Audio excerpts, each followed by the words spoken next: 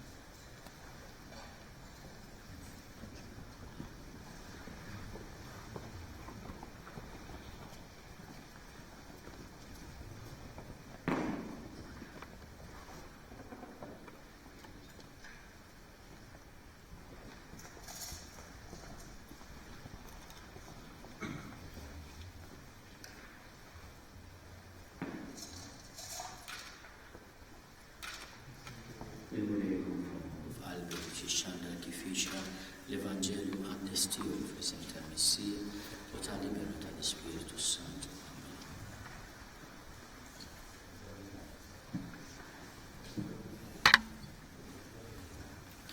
Il-mulej magħkom. Qari mill-Evanġelju skont San Ġwann. Glorja lilek mulej.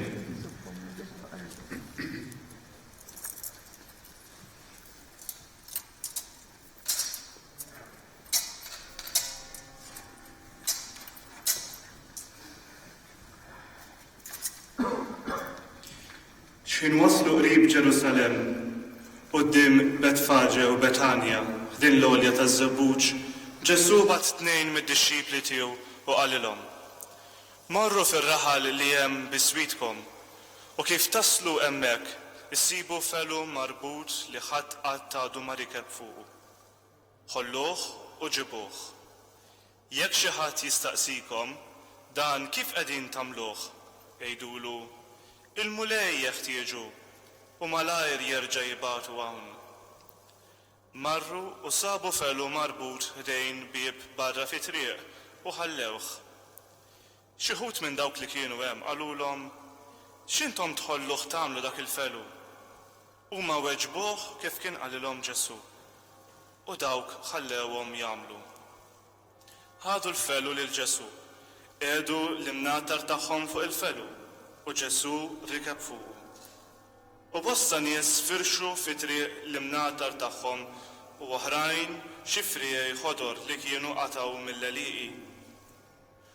U kemm dawk li kienu mixja quddiem u kemm dawk li kienu mixja wara bdew jgħidu: Ożanna, imbierek minn ġej f'isem il-mulej, imbierka s-saltna li ġejja ta' David missierna. Ożanna fil-ogħla ta' smewiet. Il-kelma tal-mulej.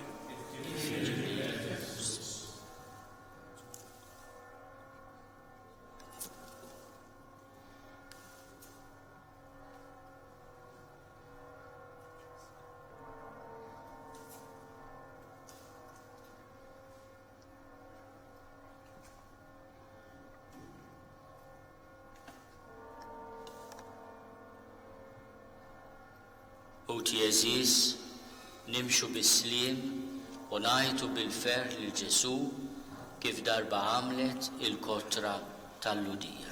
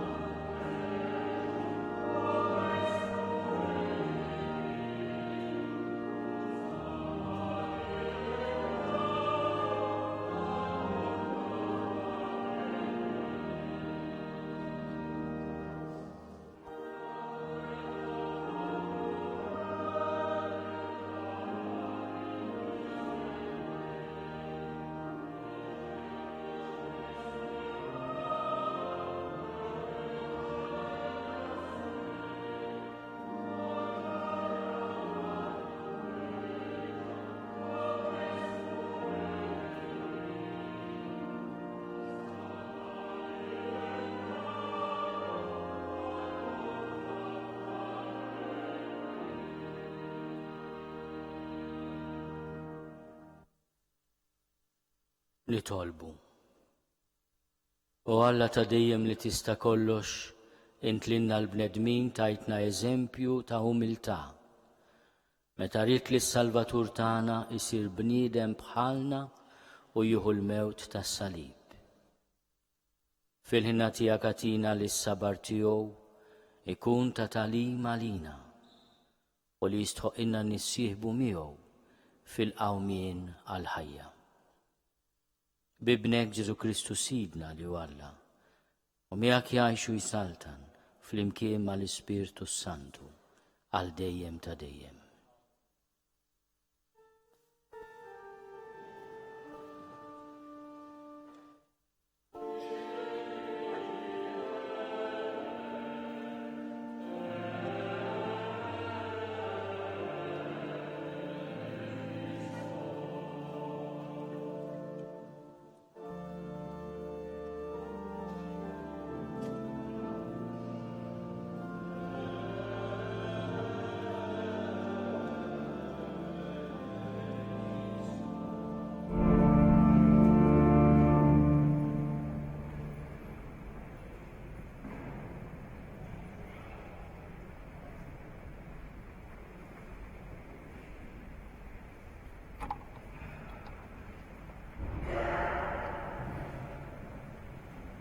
Qari mill-ktieb tal-profeta Iżajja. Sidi l-Mulej tani l-sien ta' wieħed jitgħallem biex naraf ngħin lill-ħajjien xi kelma. Ta' kull filgħodu iqajjim li l-widinti biex nisma' bħal wieħed jitgħallem. Sidi l-Mulej fetaħ li widinti u jien ma webbistx rasi ma rġajtx lura. Tajt dari lil dawk li kienu jisawtuni, ħaddejja lil dawk li kienu jnitfuli l-ħidi, ma ħbejtx wiċċi mit-tajjir u bżieq. Sidi l-Mulej jenni, għalhekk ma nitħawwaġġ, għalhekk għamilt wiċċi bħażniet, jien naf li ma jkollix imniex nisti. Il-kelma tal-Mulej. Għassamni flimkien Alla tiegħi, għaliex tlaqtni. Alla tiegħi, għaliex tlaqtni. Daw kollha li jarawni jiddieħu bija, jgħiduni, aħarku rashom u jgħidu, fidejn il-Mulej intalab, ħajħilsu hu, ħajsalvaħ hu għax beħ li taxxa. Alla tiegħi, għaliex tlaqtni. Abda klieb daru għalija. Ġamanies ħżiena rassewni, taqbuli jdejja u riġlejja, nista' noqgħod għadmi kollu. Alla tiegħi, għaliex tlaqtni. Ħwejġi jaqsmu bejniethom, jaqtgħu x-xorti għall-libsa tiegħi. Mulej, la titbieċ minni, qawwa tiegħi, fittexenni.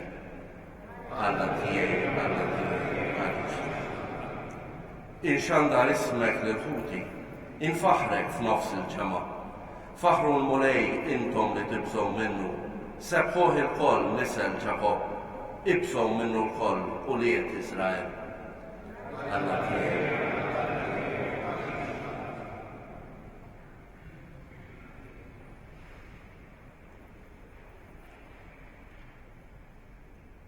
Qari mill-Littra ta' San Pawlu Apostlu lill-Filippin.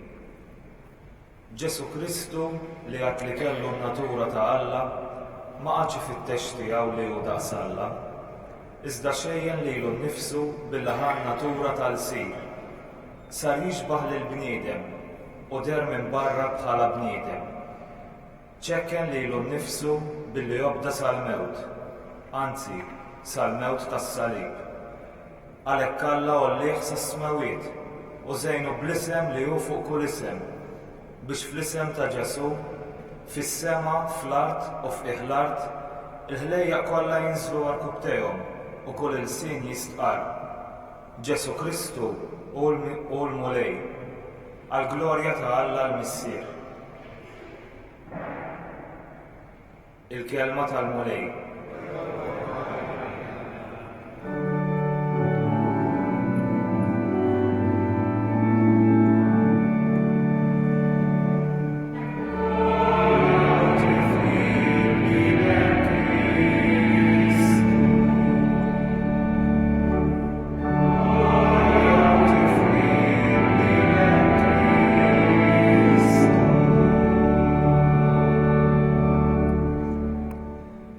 minħabba fina Kristu wabda sal-mewt, anzi sal-mewt tas-salib, għalhekk Alla għollih sas-smawiet u żejnu bl-isem li hu fuq kull isem.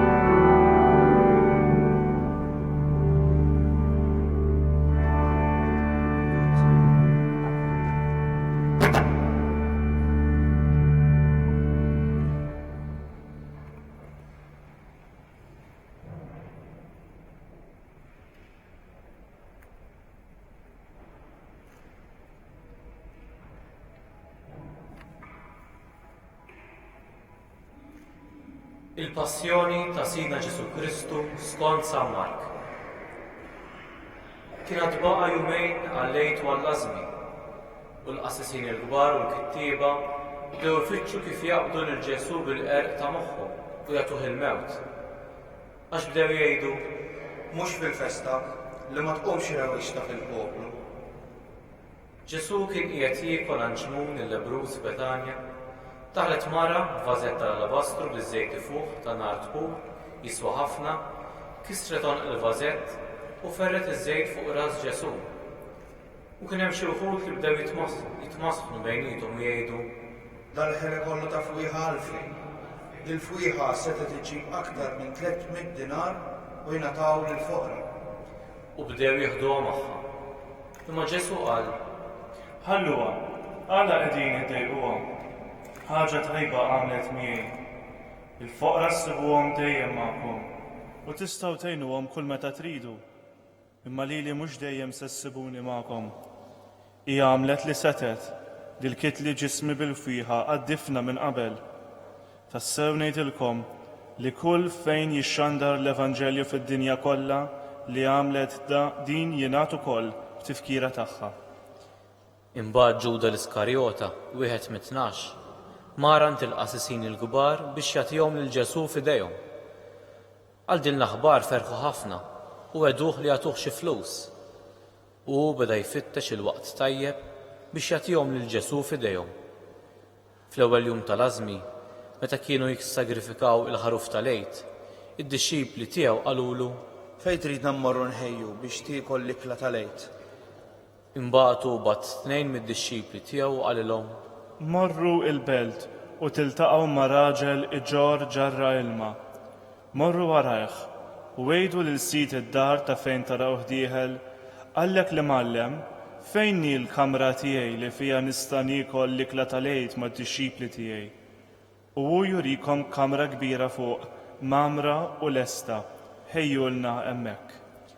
U d-dixxipli marru u daħlu fil-belt u sabu kollox kif kien qalilhom hu u ħejjew l-ikla tal-għejd. Għal-ħin ta' filgħaxija Ġesu ġie ma' 12 u kif kienu fuq il-mejda jieklu qal: Tassew ngħidilkom li wieħed minnkom se jitradini, wieħed li qiegħed jiekol miegħi. Huma bdew isewdu qalbhom u wieħed wara l-ieħor staqsewh: Jaqgħu jien? qalilhom: Wieħed mit-12 li qiegħed ibill il-ħobs fi platt wieħed miegħi. Għax bin il-bniedem imur kif hemm miktub fuqu, imma ħażin għalih dak il-bniedem li permezz tiegħu bin il-bniedem ikun moti f'idejn l-edewwa. Kien ikun aħjar għalih dak il-bniedem li kieku ma twieled xejn. Huma jieklu ħal ħobs f'idejh, qal il-barka, qasmu, newwilulhom u qal: Ħudu, dan u ġismi. Imbagħad ħal kalċi f'idejh, ratt il-ħajr u newwilulhom u l-koll xorbu minnu u qalilhom: Dan huwa demmi, id-demm tal-patt li jixxerret għal ħafna. Tassew ngħidilkom li ma nixrobx iżjed mill-frott tad-dilja sa dakinhar li nixrob inbid ġdid fis-saltna ta' Alla. Imbagħad kantaw is-salmi u ħarġu lejn l-għolja taż-żebbuġ u Ġesu qalilhom: Il-koll se titħawdu, għax hu miktub, nidrob ir-raj u n-naċi tferxu. Ma wara li nqum il-mewt immur il-Galilija qabilkom. Qallu Pietru: Ukoll jekk jitfixkel kulħadd, jien ma nitfixkelx. Qallu Ġesu: Tassew ngħidlek li llum dal-lejl stess, qabel ma s-serduk ikun idden darbtejn, int tkun ġaġħadni tliet darbiet. Ista Pietru tenna bil-qawwa kollha. Le ma niċħdekx, anqas jekk ikolli mmut miegħek. U l-oħrajn ukoll kollha qalu l-istess. Waslu f'qasam jismu Ġetsemani u qal lid-dixxipli tiegħu: Oqogħdu bil-qeda hawn sakemm nitlob. U ħamijaw lil Pietru u lil Ġagbu u lil Ġwanni u bdew jaħkmuh il-biża' u dwejjaq. Qalilhom: Inħossni imnikka tal-mewt. Ibqgħu isru u qawnu isru. Mexa kemm xejn il-qudiem, inxteħed fl-art u talab li jekk jista' jkun jitwarrab minnu dik is-sija. U qal: Abba, missier, kollox jista' jkun għalik. Biet minni dan il-kalċi.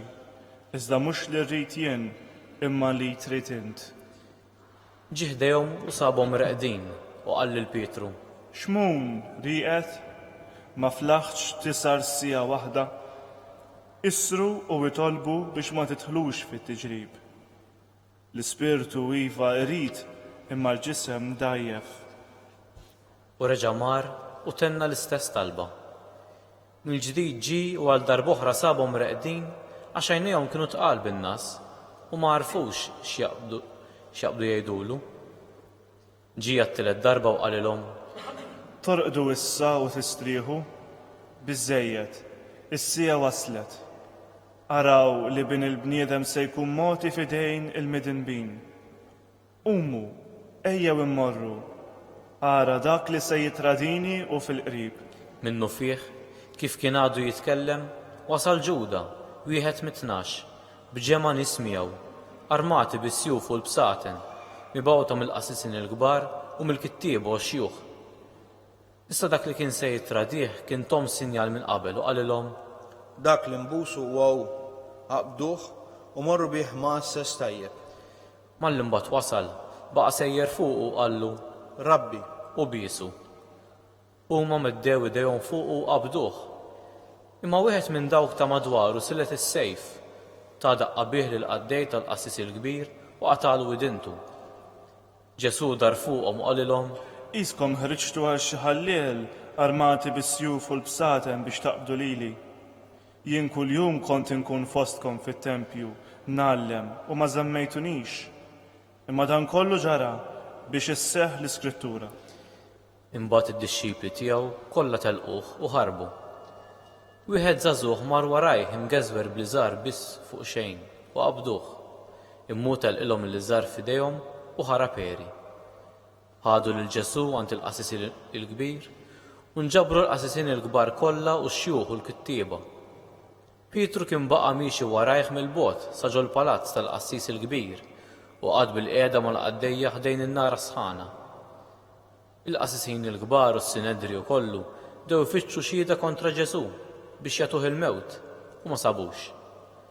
Tassew li kien hemm ħafna li xedu bil-qerq kontra tiegħu, imma x-xhieda tagħhom ma kinitx taqbel. Imbagħad qamu xi wħud jagħtu xhieda qarrieqa kontra tiegħu u qalu: Aħna smajnih jgħid, jiena nħodd dan it-tempju mibni bl-idejn u fi 3 ijiem nibni ieħor li ma jkunx mibni bl-idejn. Imma x-xhieda tagħhom anqas dan ma kienet taqbel. Imbagħad il-qassis il-kbir qam f'nofs il-ġemgħa u staqsa lil Ġesu: Xejn ma twieġeb? U x'inhu ma jiġdu dawn kontra tiegħek? Iżda hu baqa' siket u ma wieġeb xejn. Mill-ġdid il-qassis il-kbir staqsih u qallu: Int il-Messija bin l-imbierek? Ġesu wieġbu: Jien u inta ma taraw lil-bniedem bin il-bniedem bil-qiegħda n-naħa tal-lemin tal-qawwa u ġej fuq is-sħab tas-sema. Imbagħad il-qassis il-kbir ċarrak lil biss ta' fuq u qal: Xi ħtieġa għandna iżjed ta' xhieda? Id-dawa smajtuha, x'jidrilkom? u kollha qatawilu li kien ħaqqu l-mewt. Imbagħad xi wħud bdew jobsqulu fuqu, jattulu wiċċu, jagħtuh bil-pon u jgħidulu Aqta' min?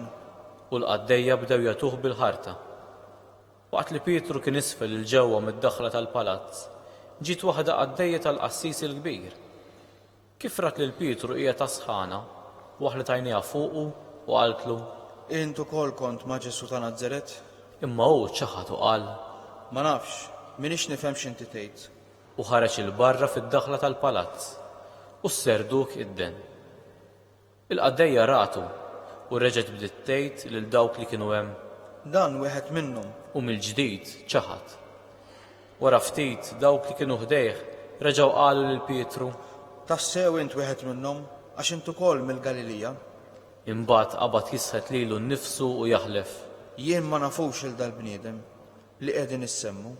Minnu fih is-serduk idden għat-tieni darba. Pietru ftakar fil-kelma li kien qallu Ġesu: Qabel ma s-serduk jidden darbtejn, inti tixħadni 3 darbit. U nfex jibki. Filgħodu kmieni il-qasisin il-kbar iltaqgħu malajr max-xjuħ u mal-kittieba u mas-Sinedriju kollu biex jiftehmu bejniethom. Imbagħad rabtu lil Ġesu, ħaduh u tawh f'idejn Pilatu. Pilatu staqsih: Inti s-sultan tal-Lut? u hu wieġeb u qallu: Int qiegħed tgħidu. Il-qasisin il-kbar bdew jaqilgħu ħafna akkużi kontra tiegħu. Iżda Pilatu reġa' staqsih: Ma twieġeb xejn? Ara kemm akkużi qegħdin iġibu kontra tiegħek. Imma Ġesu ma wieġeb xejn iżjed. Hekk li Pilatu baqa' mistaġeb. F'nar ta' festa kien jitilqilhom wieħed ħabsi lil dak li kienu jitolbu huma. Issa fil-ħabs kien hemm wieħed jismu Barabba, arrestat flimkien max-xewwiexa li fir-rewwixta kienu qatlu lil xi ħadd. In-nies telgħu u bdew jitolbuh jagħmel kif kien jagħmlilhom dejjem. Qabad Pilatu qalilhom: Tridux nitilqilkom is-sultan tal-Lut. Għax hu għaraf tajjeb li l-qassisin il-kbar kienu tawh lil Ġesu f'idejh minħabba lejra. Iżda l-qassisin il-kbar bdew ixewxu n-nies li aħjar jitilqilhom lil Barabba. Pilatu reġa' staqsihom u qalilhom: U x'nagħmel imbagħad b'dak li intom issejħulu is-sultan tal-Lut? Iżda huma nfexxew jgħidu mill-ġdid. Salbu. Qalilhom Pilatu: Imma x'għamel ħażin? huma aktar bdew jgħidu. Salbu. Pilatu mbagħad biex joġob lin-nies telqilhom lil Barabba u lil Ġesu wara li tawh is-swat tawulhom biex isalbuh. Is-soldati ħaduh magħhom ġewwa fil-palazz, jiġifieri l-pretorju, u sejħu r-reġiment kollu. Libsuh il-bies aħmar skur u qedulu fuq rasu kuruna minsuġa mix-xewk u bdew isellmulu. Islim għalik, sultan tal-Lut. U qabdu jagħtuh b'qasba fuq rasu, jobsqulu fuqu u jilwu rkibtejhom qudiemu biex jagħtuh qima. Imbagħad, wara li għaddew bis-sufjett, niżżawlu l-ilbies aħmar u xeddewlu ħwejġu. U ħaduh il-barra biex isalbuh. Kien għaddej wieħed xmum minn Ċireni, missier Xandru u Rufu, ġej lura mir-Raba u ġalluh jerfalu s-salib. U wasluh f'post jismu Golgota li jfisser post il-qorrija. U tawh jixrob inbit imħallat bil-mirra, imma hu ma rridx jieħu minnu.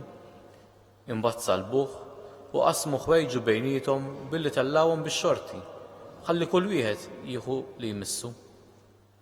Kienet it-tielet siegħa x'ħin salbuh. Il-kitba li turi l-ħtija tal-kundanna tiegħu kienet tgħid hekk: is-Sultan tal-Lut. Miegħu salbu wkoll 2 ħallelin, wieħed fuq il-lemin u l-ieħor fuq ix-xelluk. Dawk li kienu għaddejjin bdew jgħajruh, iċaqilqu rashom u jgħidu: Ħajb għalik, int li tħodd it-tempju u tfittex terġa' tibnih fi 3 ijiem. Inżel minn fuq is-salib u salva lilek innifsek. Hekk ukoll il-qassisin il-kbar bdew jiddieħku bih bejniethom u mal-kittieba u jgħidu: Salvu oħrajn, lilu nnifsu ma jistax isalva. Ħajinżel issa l-Messija, s-Sultan ta' Iżrael, minn fuq is-salib biex aħna naraw nemmnu. U dawk li kienu msalbin miegħu bdew maqdruh huma wkoll. X'in saret is-6 siegħa waqgħet dalma kbira fuq il-pajjiż kollu sad-9 siegħa. U fid-9 siegħa Ġesu għajjed bleħen qawwi Eloi, Eloi, lema sabaktani. li jfisser Alla tiegħi, għaliex tlaqtni. xi wħud minn dawk li kienu hemm kif semgħuh qalu Ara, qiegħed isejjaħ il-lelija. u mar wieħed jiġri xappab sponza bl-inbit qares, waħħala ftarf ta' qasba u taħ jixrob fil-waqt li qal. Stennew, ħanaraw jiġi xelija iniżlu. Imma Ġesu għajja tajta kbira u rat ruħu.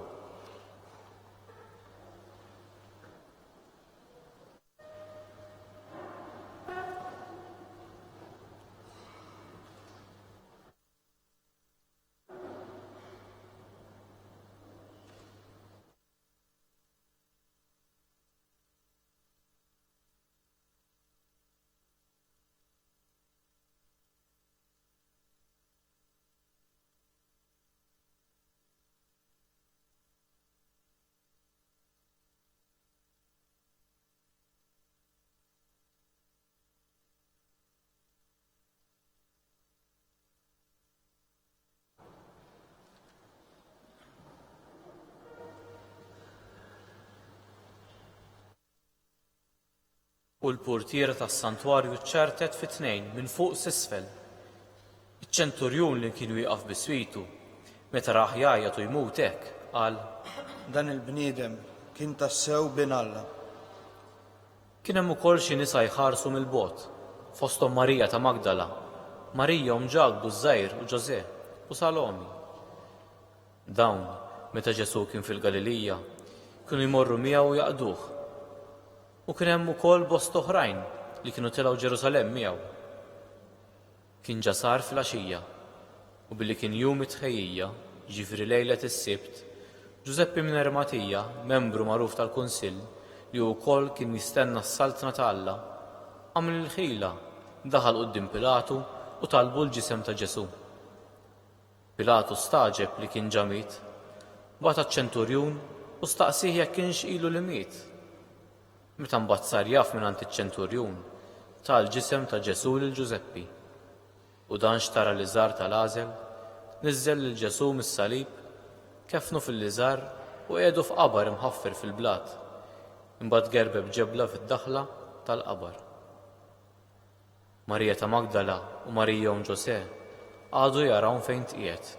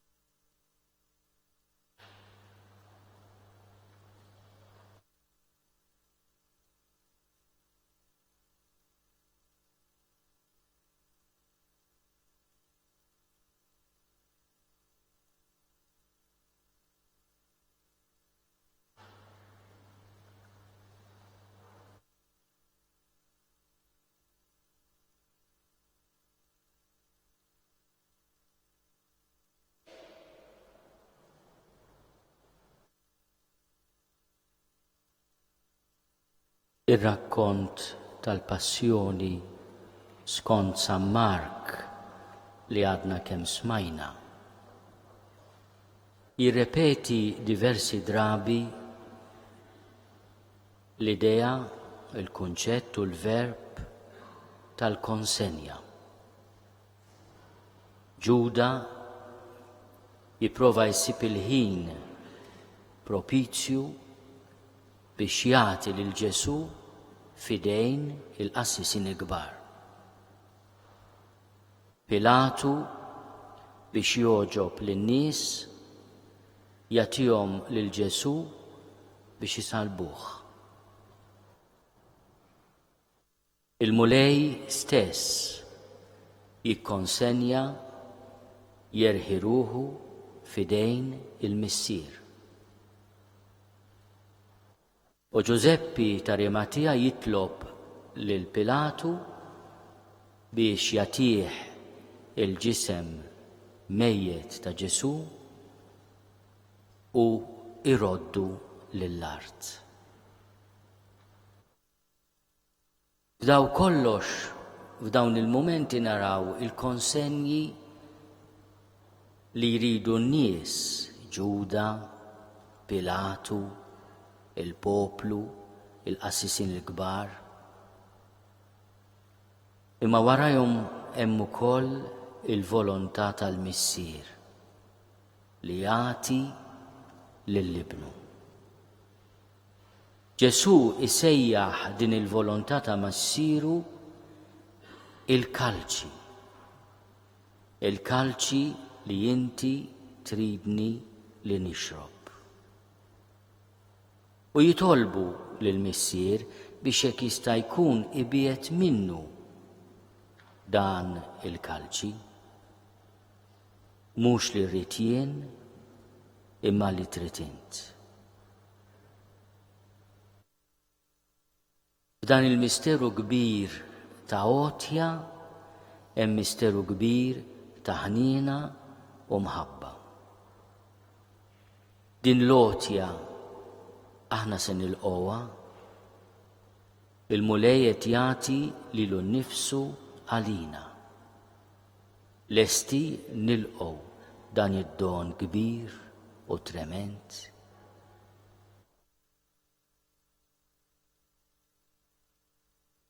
The Passion narrative, according to Mark, mentions a number of times the verb and the idea of handing over. Judas tries to hand over Jesus to the chief priests. Pilate hands over Jesus to the people so that he is crucified. The Lord himself hands over his spirit to the Father as he dies. And Joseph of Arimathea asks Pilate to hand over the body of Jesus for burial. But behind all these human agents, there is the will of the Father to hand over Jesus as an offering and sacrifice for our sins and for our salvation. Are we going to accept this offering? Are we going to accept the will of the Father that hands over his Son that we may be saved? May the Lord, through his blessed passion, renew us and give us salvation.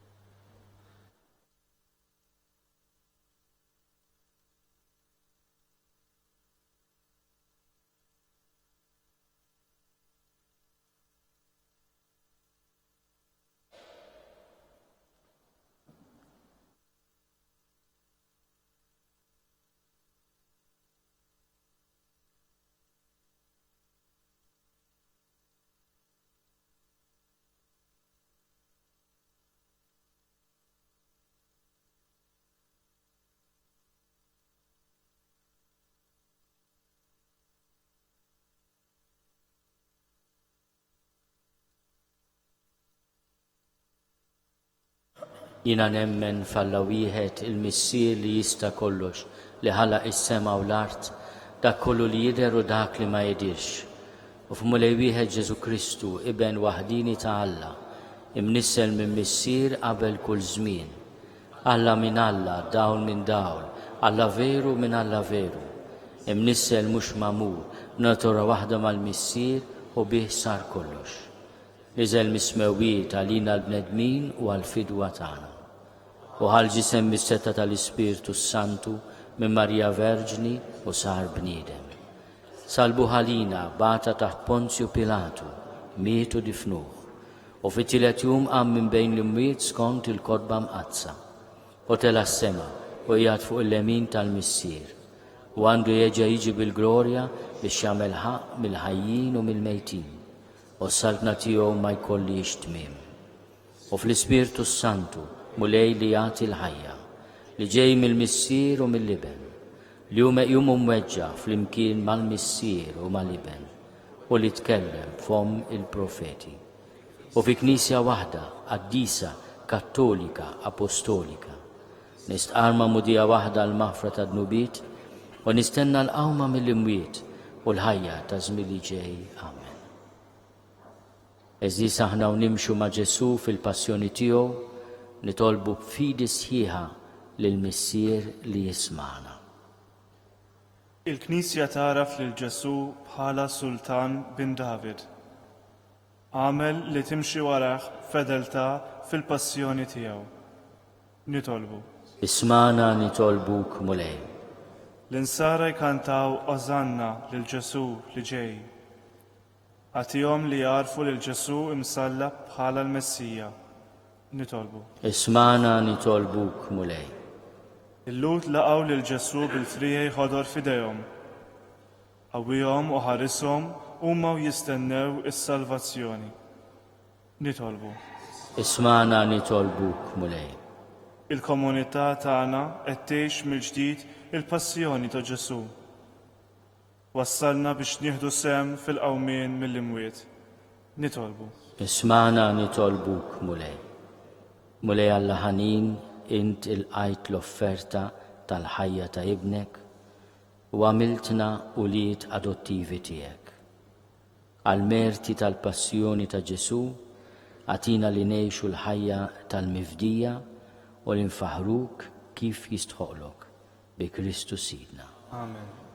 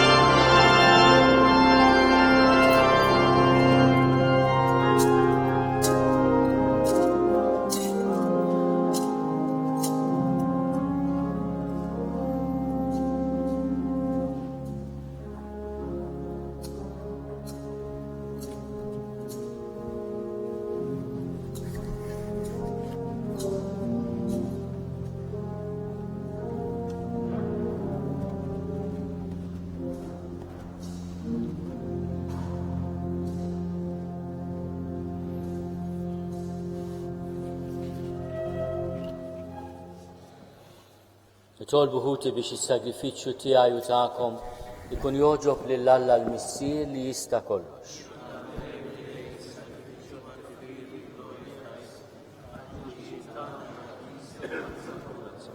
Għal passjoni ta' ibnek il-waħdini taffi issa mulej il-korla tiegħek għalina, mhux għax jistoqilna minħabba xi emil tagħna, iżda bil-qawwa tal-ħnina tiegħek u dan is-sagrifiċċju waħdini li sejrin nofrulek bi Kristu Sidna. Il-mulej magħkom, nerfgħu qlubna l fuq, niżuħaj lill-mulej Alla tagħna. Sewwa u xieraq tas-sew mulej missier Quddies Alla ta' dejjem li tista' kollox, tajjeb u taġid tas-salvazzjoni tagħna li dejjem u kullimkien inrodulek ħajr bi Kristu Sidna. U li ma kellux ħtija oġbu jbati għal ħatja u għal ħżiena jilqa' kundanna li ma kienx ħaqqu.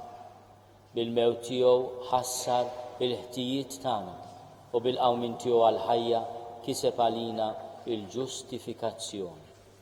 Għalhekk flimkien mal-anġli kollha aħna wkoll infaħruk u b'feħ kbir intennulek.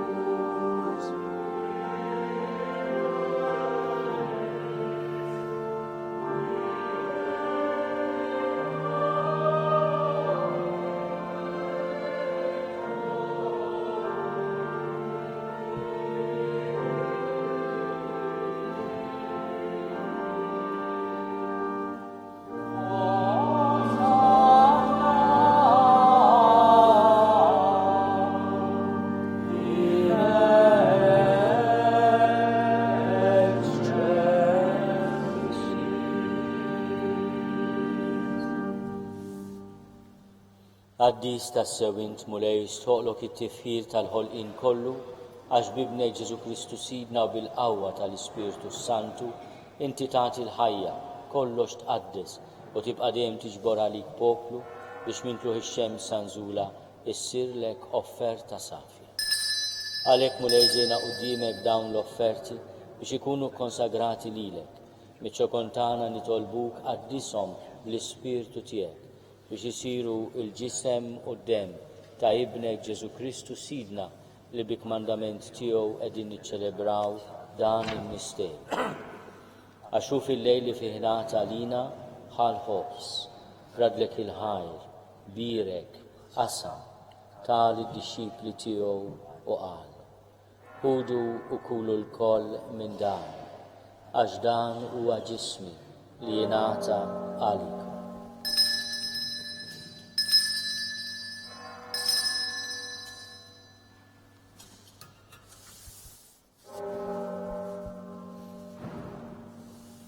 Ekku kol wara li klaħa l-kalċi, radlek il-ħajr, birek, tal id-dixxipli tiegħu u qal.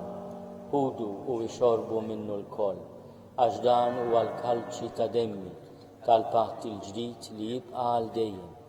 Id-dem li jxerret għalikom u għall-bnedmin kollha għal maħfra ta' dnubiet. Għamlu dan b'tifkira tiegħek.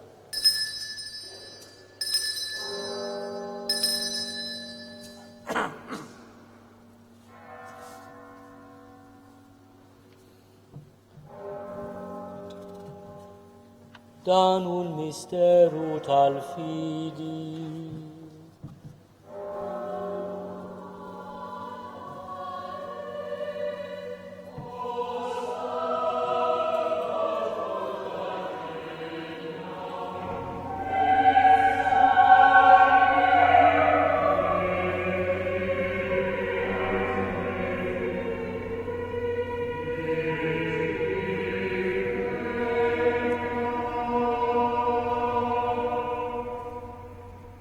Għalhekk mulej aħna u nagħmlu dan tifkira tal-passjoni li bija ibnek fdina u tal-qawmin u l-tluħ glorjus tiegħu fis-sema.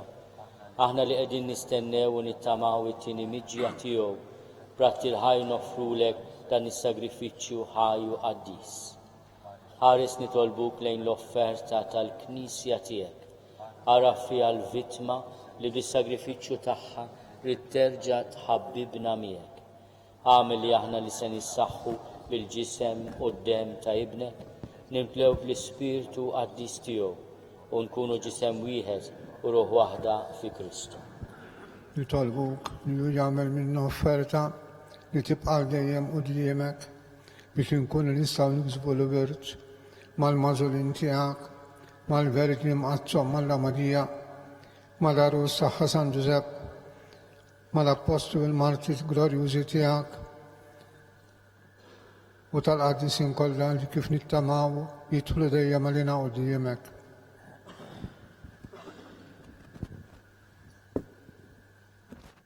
Għamel nitolbuk mulej li din il-vittma li terġa' tħabbibna miegħek tkun taslim u salvazzjoni għad-dinja kollha. Wettaq fil-fidi u fil-imħabba l-Knisja tiegħek tul il-mixja tagħha fid-dinja. Il-qadej tiegħek il-Papa Franġisku, l-Isqof tagħna Charles, l-isfijiet u l-ministri kollha tiegħek u l-poplu kollu li inti ksibt għalik. Il-qabittieba talb u x-xewqat ta' dil-familja li intrita tinġabar madwarek. Qader mis-sirħanin li l-uliedek kollha kull fejn jinsabu u għaqadhom miegħek il-koll. Ħedna l-ħutna mejtin u għal daw kollha li ħallew din il-ħajja fis-sewwa tiegħek. Daħħalhom fis-saltna tiegħek fejn nittamaw li aħna wkoll qed naslu biex il-koll flimkien nitax u għal dejjem bis-sebħ tiegħek bi Kristu Sidna li bejn tfawwar id-dinja b'kull ġid. Bi Kristu ma' Kristu fi Kristu jingħata lilek Alla Missier li tista' kollox flimkien mal-Ispirtu Santu kull ġieħu glorja għal dejjem ta' dejjem.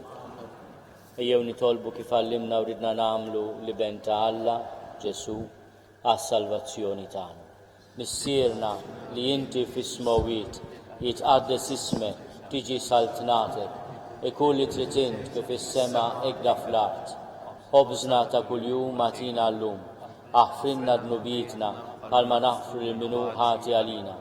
La ddaħħalniex fit-tiġrib iżda eħlisna bid-deni. Eħlisna nitolbuk mulej minn kull deni. Għatina fit-tieba ħnina tiegħek il-paċi fi żmienna biex inkunu ħielsa dejjem mid-dnub u mħarsa minn kull inkwiet. Aħna u nistennew u nittamaw ilejna u l-miġja tas-Salvatur tagħna Ġesu Kristu. Mulej Ġesu Kristu li għat lill-apostli tiegħek inħallilkom is-slim natikom is-slim tiegħi. La tħares lejn dnubietna, iżda ħares lejn il-fidi tal-Knisja tiegħek. Għati jaslimu l-għaqda li int trid fiha, int li tgħixu s-saltan għal dejjem ta' dejjem. Amen. Il-paċi tal-mulej tkun dejjem magħkom. Għatu l-paċi lil xulxin.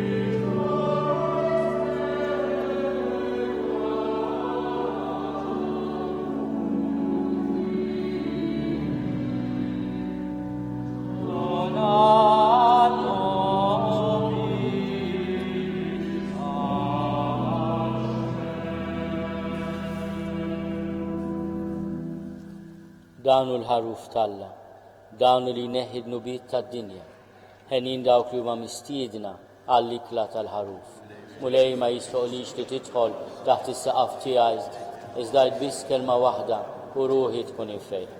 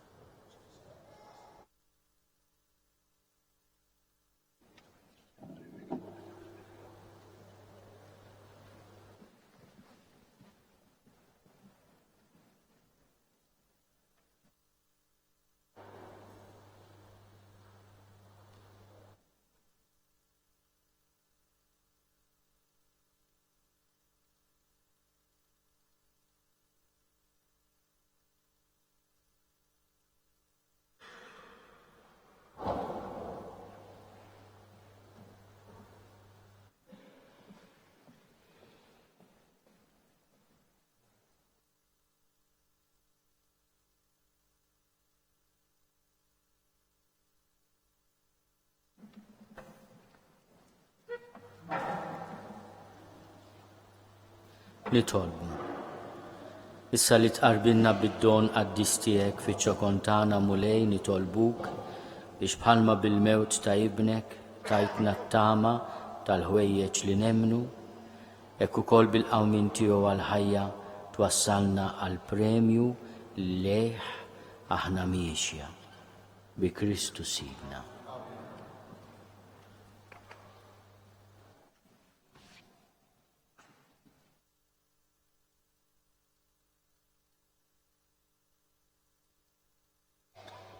Nixtieq nirringrazzja lill-Arċidjoċesi ta' Turin li permezz tal-Komunità Abramo tatna l-opportunità li nistgħu nqimu replika eżatta u awtentika tal-liżar ta' Kristu li qiegħed fil-ġenb tal-kursija. Wara din Quddiesa jiena ngħaddi biex nivvenera din ir-replika tal-liżar ta' Ġesu li semma fil-Vanġelu li xtara Ġuseppi ta' Arimatija. U nistidinkom ukoll li tieqfu ftit mumenti biex tivveneraw din l-immaġini misterjuża tal-mulej tas-sofferenza. I would like to thank the Archdiocese of Turin that gave us a replica of the shroud of Jesus, and we are going to venerate it at the end of this celebration, and I would invite everybody to stand in silence in front of this authentic replica of the Shroud of Turin. Il-mulej ma'kom.